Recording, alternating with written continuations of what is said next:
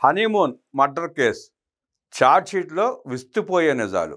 దేశవ్యాప్తంగా సంచలనం రేపిన మేఘాలయలో honeymoon murder కేసులో అసలు నిందితులు ఎవరో వెల్లడైంది. దేశవ్యాప్తంగా చర్చనీయాంశమైన రాజా రఘువంశీ కేసులో మేఘాలయ పోలీసుల సిట్ దర్యాప్తు పూర్తయింది. భర్త రాజా రఘువంశీని హత్య చేసేందుకు సోనం ఎలా ప్లాన్ చేసింది, హత్యకు పాల్పడ్డ నిందితులు ఎవరు తదితర పూర్తి వివరాలతో కూడిన 790 పేజీల ఛార్జ్షీట్ను పోలీసులు షిల్లాంగ్ కోర్టులో దాఖలు చేశారు.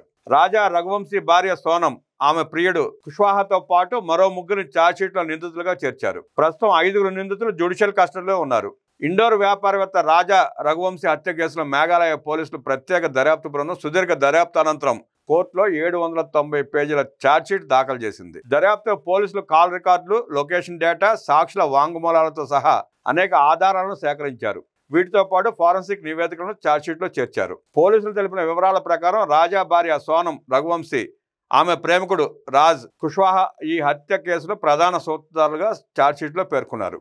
కుట్ర అమలుకు సహకరించిన ఆకాష్ రాజ్పుత్, ఆనంద్ కుర్మి, విశాల్ సింగ్ చౌహాన్ అనే మరో 3 నిందితులపై అనుబంధ ఛార్జ్షీట్లు దాఖలు చేశారు. ఈ 5గురిపై భారత శిక్షాస్మృతి ప్రకారం హత్య సాక్ష్యాలను నాశనం చేయడం, నేరపూరిత కుట్ర అనే ఆరోపణల కింద పోలీసులు కేసును నమోదు చేశారు. రాజా హత్య తర్వాత సోనం దాక్కున్న ఇంటి యజమాని లోకేంద్ర తోమర్, సెక్యూరిటీ గార్డ్ బల్బీర్ హైర్బర్, జేమ్స్ అనే వ్యక్తులను పోలీసులు ఈ కేసులో సహనిందితులుగా చేర్చారు. జూన్ 11న నిందితులను కోర్టు కస్టడీకి అప్పగించింది. ఆఖరికి భర్త పాయే, ప్రియుడు పాయే, ఆమె జైలుకు పోయే. ఏంటి దీనివల్ల? ఎందుకు ఈ ఆవేశపు నిర్ణయాలు? ఏం సాధిద్దామని? చేసిన తప్పు ఇవాళ రేపైనా బయటపడుతుంది. దాగే వ్యవహారాలు ఇవన్నీ.